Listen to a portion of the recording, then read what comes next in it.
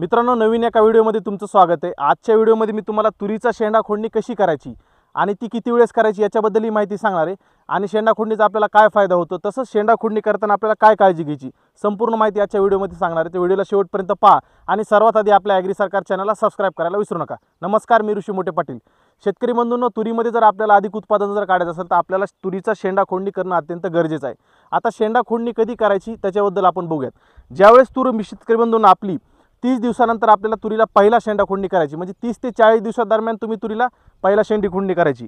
आणि तुरीची जी आपल्याला उंची जी पाहिजे ती साधारण 1.5 फुटाची उंची पाहिजे आपल्याला, म्हणजे 1 फुटापेक्षा ज्यावेळेस तूर जास्त मोठी असेल अशा वेळेस आपल्याला तुरीचा जो आहे तो शेंडा खोडणी करायची। म्हणजे आता इथं बघा, ही जी तुम्हाला एकदम एवढी तूर लहान दिसत असेल तर एवढ्या लहान तुरीच्या अवस्थेमध्ये तुम्ही तुरीची शेंडा खोडणी करू नका। ज्यावेळेस तुमची तुरीची अवस्था अशी दिसेल एक साधारण आपल्या 1.5 फूट उंचीची, त्यावेळेस तुम्ही तुरीचा शेंडा खोडणी करायची। म्हणजे ती कधी करायची, ज्यावेळेस आपली तूर 30 दिवसाच्या नंतर, म्हणजे 30 ते 40 दिवसादरम्यान आपल्याला तुरीचा पहिला शेंडा खोडणी करायची। आणि दुसरा शेंडा खोडणी कधी करायची, ज्यावेळेस आपली तूर ही 60 दिवसाच्या पुढे जाईल त्यावेळेस आपल्याला तुरीचा दुसरा शेंडा खोडणी करायची। म्हणजे 2 शेंडा खोडणीमधला कालावधी आपल्याला 1 महिन्याचा ठेवायचा, लक्षात ठेवा ह्या गोष्टी करायच्या। तर तिसरा शेंडा खोडणी आपल्याला अजिबात करायची नाही आणि तिसऱ्या शेंडा खोडणीचा आपल्याला फायदा सुद्धा होत नाही। शेतकरी बंधूंनो, विद्यापीठाचा सुद्धा अभ्यास आहे आणि माझा सुद्धा हा वैयक्तिक 3 ते 4 वर्षाचा अनुभव आहे। आता ह्या मशीनच्या सहाय्याने आमचं हे 3रं वर्ष शेंडा खोडणी करायचं आणि मजुराच्या सहाय्याने आम्ही पाठीमागे 1 वर्ष सुद्धा केली होती, म्हणजे हे 4थं वर्ष मला तूर शेंडा खोडणीचे। आणि याच्यामध्ये मला जी अनुभव आढळून आला की 2 वेळेस शेंडा खोडणी केली तरच आपल्याला फायदा होतो।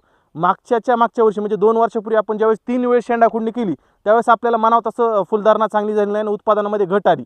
तर करायचं काय, आपल्याला 2च वेळेस शेंडा खोडणी करायची। विद्यापीठ सुद्धा हेच सांगतं मित्रांनो, पहिल्या वेळेस शेंडा खोडणी जर आपण केली तर आपल्या उत्पादनामध्ये 20 ते 30% वाढ होते आणि दुसऱ्या वेळेस शेंडा खोडणी केली तर 18% वाढ दिसून आलेली आणि तिसऱ्या वेळेस जर शेंडा खोडणी जर केली तर आपल्याला उत्पादनामध्ये 11% घट दिसून आलेली। हा विद्यापीठाचा अभ्यास आहे आणि माझा सुद्धा वैयक्तिक अनुभव हाच आहे की तुम्ही तिसऱ्या वेळेस शेंडा खोडणी जर केली तर तोटा काय होतो की ज्यावेळेस आपल्याला फुलधारणा व्हायची असती ज्या फांद्याला त्याचीच आपण फांदी छाटतो, मग फुलं लागायला उशीर होतो।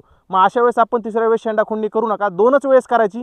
तुम्हाला जरी नाही झालं 1 वेळेस तरी कराच, किमान 1 वेळेस केली तरी फायदा होणार आहे आणि 2 वेळेस केलं तर एकदमच उत्तम म्हणायचं। तर आता बघूयात आपण शेंडा खोडणी करताना आपल्याला शेंडा कोणता छाटायचा आहे। आता हे बघा, हे तुरीचं झाड आहे, पूर्ण झाड आहे। ह्याच्यावरची ही जी तुम्हाला कळी दिसती बघा, ही मुख्य फांदी आणि मुख्य फांदीला ही वरच्या साईडला ही कळी दिसती, ही आपल्याला कळी कट करायची।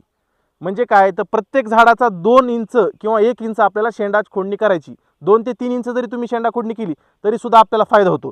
जास्त पार इथूनच एकदम शेंडा खोडणी छाटू नका, म्हणजे काय होतं, मशीनने ज्यावेळेस आपण शेंडा खोडणी करतो त्यावेळेस हो का याशी म्हणजे काय, तर वरच्या साईडच्या ज्या कळ्या आहेत त्याची आपल्याला शेंडा खोडणी करायची। ह्याने फायदा काय होईल आपल्याला, ह्या नवीन जी ब्रँचिंग यायला लागली, ही खालच्या साईडची जी ब्रँचिंग दिसायला लागली, ही ब्रँचिंग अजून जोरदार आणि जोरात होते। म्हणजे जेवढ्या जास्त फांद्या भेटतील तेवढ्या जास्त आपल्याला फुलधारणा लागेल आणि फुलधारणा जास्त लागली तर शेंगा जास्त लागतील आणि एकूणच काय आपल्या उत्पादनामध्ये वाढ होणार आहे। हा फायदा मित्रांनो तूर शेंडा खोडणीचा आपल्याला। त्यामुळे 1 वेळेस का होईना शेंडा खोडणी करा आणि झाली तर 2 वेळेस करा, पण तिसऱ्या वेळेस अजिबात करू नका। आता दुसरा एक फायदा मित्रांनो काय होतो, तुरीचा आपण शेंडा खोडणी केल्यामुळे आपलं तुरीचं जे खोड आहे ते मजबूत होतं। ते कसं मजबूत होतं, हा वरच्या साईडचा आपण जो मुख्य फांदी जर हिचा शेंडा जर कट केला तर खालच्या साईडची ब्रँचिंग ही चांगली होते आणि इथून खालचं सगळं जे खोड आहे का ते एकदम जाड होतं, मजबूत होतं।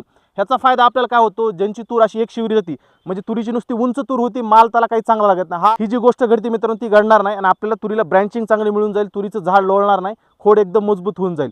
आता हा झाला मित्रांनो तूर शेंडा खोडणीचा फायदा।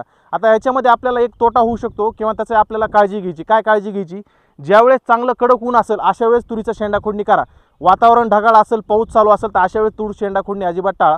कडक उन्हामध्ये तूर शेंडा खोडणी केल्यामुळे आपल्याला फायदा काय होतो की त्याच्यावर रोगाचा अटॅक होत नाही। कसा होत नाही, हा वरच्या साईडचा शेंडा खोडणी केल्यामुळे काय होतो, तुरीचं झाड आणि ही ब्लेड, ही लोखंडाची ब्लेड असल्यामुळे दोन्ही संपर्कात येतं आणि संपर्कात आल्यामुळे याच्यामध्ये काय होतं, एखाद्या बुरशीचा अटॅक आपल्याला येऊ शकतो।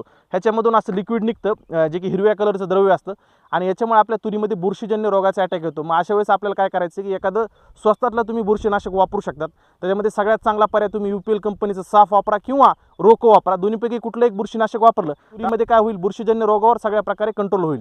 हा फायदा आपल्याला घ्यायचा मित्रांनो। तूर शेंडा खोडणी केल्यावर मात्र बुरशीजन्य रोगाचा अटॅक येऊ शकतो, त्यामुळे स्वस्तातली फक्त बुरशीनाशकाची फवारणी घ्यायची, त्यामध्ये काही मिक्स करायची तुम्हाला गरज नाही।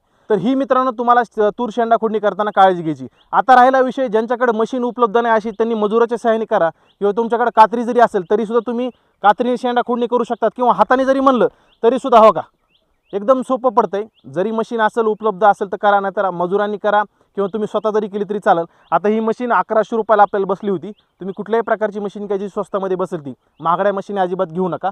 चार्जिंगचा पंप आपल्याला लागेल. तुम्ही जो सिंगल बॅटरी असू दे कसले असू दे वजनाने जो हलका आहे तो वापरा. आणि आरामशीर एक माणूस 2 ते 3 एकरची शेंडाखोडणी दिवसभरामध्ये करू शकतो. काळजी घ्या. फक्त ही ब्लेड जी का मित्रांनो ही कधी असं तोंडाकडे ठेवू नका. यांनी धोका आहे. बऱ्याच जणांचा याच्यामध्ये दुर्घटना घडून आलेली की जीव गेलेला आहे. त्यामुळे तुम्हाला कधीही शेंडाखोडणी करताना अशा प्रकारे जी आहे का ती अशी ब्लेड ठेवायची. असा अँगल ठेवायचा बघा, असा वर अँगल ठेवायचा. म्हणजे जरी ब्लेड काही जरी झाली तर एक तर वरच्या साईडला तुटल किंवा इथं जाऊन खाली पडेल, तुमच्या पायाला किंवा पोटाला लागणार नाही. ही काळजी घ्यायची मित्रांनो. तुरीचा शेंडाखोडणी निश्चितपणेच करा आणि आपल्या उत्पादनामध्ये वाढ करा. काही जरी तुमचे प्रश्न असतील तर कमेंटमध्ये खाली विचारा. व्हिडिओ आवडले असेल तर लाईक आणि शेअर करायला विसरू नका. भेटूया पुढच्या व्हिडिओमध्ये. धन्यवाद.